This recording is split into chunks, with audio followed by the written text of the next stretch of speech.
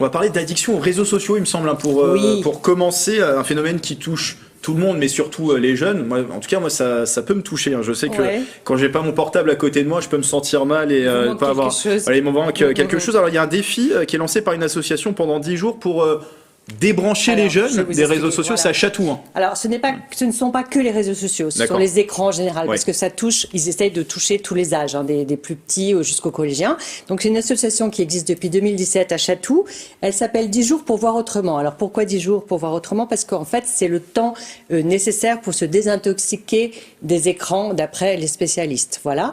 Alors, cette association de ces gens de Chatou qui font partie de du monde de l'enseignement, des parents d'élèves, etc., propose à des jeunes, à leurs familles, à des plus petits, d'essayer de réduire, il n'y a pas d'interdit, de réduire la consommation d'écran pendant 10 jours. Et alors, du coup, on leur enlève ça, mais on leur propose autre chose à la place, parce que ça laisse un vide. Parce qu'en fait, il faut savoir que l'enfant petit, il joue, puis il y a un âge où il joue plus trop. Qu'est-ce qu'il fait? Ben hop, il prend un écran, il oublie qu'il aime dessiner, il oublie qu'il aime construire je ne sais pas quoi, ou faire de la poterie. Voilà. Donc en fait, il faut leur occuper l'esprit finalement. Oui, puis les mains, et leur proposer des activités qui remplaceront donc l'écran de façon bénéfique. Voilà. Donc, ça marche très bien. Ils ont des très bons retours. Il y a, par exemple, ils ont proposé à certaines enseignantes de donner tous les soirs pendant 10 jours un petit tote bag à chaque enfant, avec dedans une petite activité à faire le soir. Mais ludique, évidemment. Alors, même un truc, les règles du jeu de la bataille, jouer aux cartes, je sais pas, un kit pour faire de la pâte à sel, enfin, des choses hyper basiques qu'en fait on oublie. Et il y a des collégiens même qui disent ah bah oui, j'avais oublié que j'aimais dessiner, j'avais oublié que j'aimais jouer du piano, ou au piano, du piano, les musiciens, merci. Voilà, donc ça c'était complètement gratuit. Il y a eu donc pendant ces 10 jours, mieux vaut tard que jamais, j'en parle maintenant, mais demain, le 29 mars, ça va vous concerner aussi, parce que ça c'est Éric Desbois qui fait partie de l'association, qui est un professeur de jazz. Les portes sont ouvertes au conservatoire et il faut venir au conservatoire de Chatou, découvrir vous allez peut-être me confirmer, j'espère, eh bien, qu'il y a aussi des nouveaux instruments, il y a aussi de la Zumba, il y a aussi, je sais pas, c'est dépoussiéré, il n'y a pas que les portables, pas que les écrans. Vous êtes addict, vous, au smartphone ou pas du tout? Sûr, plus que moi. Ouais, voilà, quand je vois que... Ça concerne pas que les... Enfin, on est encore jeune, mais ça concerne pas que les enfants. Tous les lundis, j'ai mon rapport hebdomadaire, et quand il me met que j'ai 4h30 par jour d'écran, en fait, ça me fait une petite blessure, et puis après t'oublies, et puis on reprend et on retourne. Ah ouais, j'ai 4 heures. Il n'y a pas que les écrans avec jouer d'un instrument de musique, pratiquer un sport, en tout cas faites autre chose aussi pour s'aérer. Et cette association agit toute l'année et propose il y a la semaine de l'écriture en janvier, on s'écrit des cartes de vœux, la journée du jeu le 23 mai. Bon bref, faut regarder sur leur site. Et surtout, ils sont complètement prêts à venir dans votre école, votre collège, pour expliquer leur travail, expliquer comment faire. Et s'aimer, montrer l'exemple et voir que ça marche. Et les jeunes, même les jeunes, sont contents de réaliser qu'ils peuvent vivre sans écran et d'avoir fait autre chose. Il y a une stimulation entre eux, quoi. Alors voilà. Une bonne nouvelle à Rambouillet, je sais que ça va vous intéresser tout directement. Après la fermeture du cinéma Vox, c'était en 2019, les habitants vont pouvoir bénéficier de nouveau de séances de cinéma. Exactement, c'est dans la salle de spectacle La Lanterne. On a donc dédié une salle, la salle Monique de Tilly, un nom comme ça, bref. Vous la connaissez cette dame? Oui. Ah, très bien, merci. Et qui va donc servir de cinéma provisoire. Voilà. Et il y aura donc demain, après être allé au conservatoire, voilà, vous pouvez aller au cinéma à Rambouillet le 29 mars, donc demain. Ça sera la première séance et vous aurez 2 à 3 séances par jour, les mercredis, vendredis, samedi, dimanche. Les films arriveront une semaine après les sorties officielles. Les films resteront 15 jours à l'affiche. Le tarif, c'est vraiment pas cher, c'est 4,50 à 8 €. 4,50 c'est pour les moins de 14 ans, voilà, pour les mineurs. Et puis c'est 2 rue de la Légion d'honneur.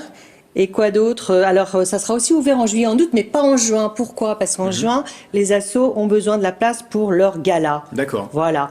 En tout cas, on pourra profiter de nouvelles séances. Ouais, une petite réaction. J'ai les noms des films si vous voulez. Allez-y. Hein, alors on peut retrouver sur le site de Rambouillet toute la programmation, mais allez-y. Quelques exemples. Vous voulez encore nous renvoyer sur un écran, vous.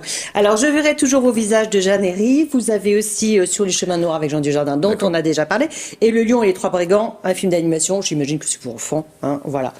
Voilà, c'est tout pour ce cinéma. Mais je crois qu'on avait oublié de parler des hérissons. C'est de ma faute. Du côté de Vilaine-sur-Seine. Heureusement que je suis souple. On va sauvegarder, enfin en tout cas on va tout faire pour sauvegarder les hérissons, pour les sauver. Une autre association formidable qui s'appelle VI, comme Vilaine Initiative Écologie. Voilà, cette association elle est créée en 2014 par une dizaine de Vilainois. Une dizaine, voilà. Et en fait, ce qui se passe, c'est si vous avez un projet écologique que vous avez envie de mettre en place à Vilaine-sur-Seine, vous allez les voir, vous discutez avec eux, ils vont vous offrir un cadre pour mettre en place votre action. Donc là, monsieur Philippe Dupraz, est-ce que je vérifie si c'est bien ce nom, Philippe Dupraz? Oui, c'est bien ce nom. Fais-toi confiance, fais-toi confiance, ma fille.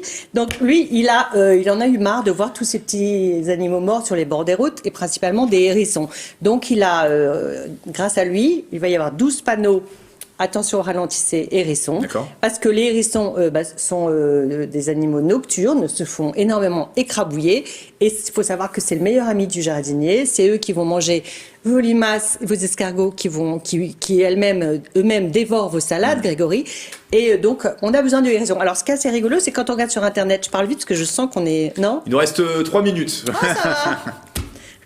Alors, quand on regarde sur Internet cette histoire de hérissons à Vilaine-sur-Seine, il y a une espèce un organisme, Union internationale pour la conservation de la nature, qui dit « Oh là là, pas de risque de disparition des hérissons, animal à préoccupation mineure. En revanche, les fouines et les blaireaux, eux, sont en voie de disparition. Alors, ok, on va protéger les fouines et les blaireaux, mais en fait, ce que m'a expliqué le monsieur que j'ai eu au téléphone tout à l'heure, c'est que les hérissons, dans certaines régions, sont en voie de disparition et pas dans d'autres.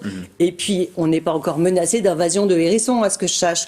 Donc, pourquoi pas les protéger ? C'est une belle initiative à Vilaine-sur-Seine. Et puis ils en ont plein d'autres. Si vous voulez organiser un potager en permaculture chez vous, enfin si vous habitez Vilaine-sur-Seine bien évidemment, ils vont venir vous aider. Si vous n'avez pas de jardin, vous pourrez bénéficier du jardin partagé. J'ai oublié surtout des... Voilà. Alors, en tout cas, c'est une belle initiative. Pardon. Allez-y, très rapidement. Le prochain projet, c'est un écuroduc. Un écuroduc. Ouais. Bon, peut-être que ça sera au menu d'une prochaine chronique. Peut-être, mais enfin, je vous dis quand même ce que c'est. C'est en fait tendre les deux fils entre deux arbres le long d'une route pour que les écureuils passent. Qu'est-ce qui a attiré votre attention sur les insolites ?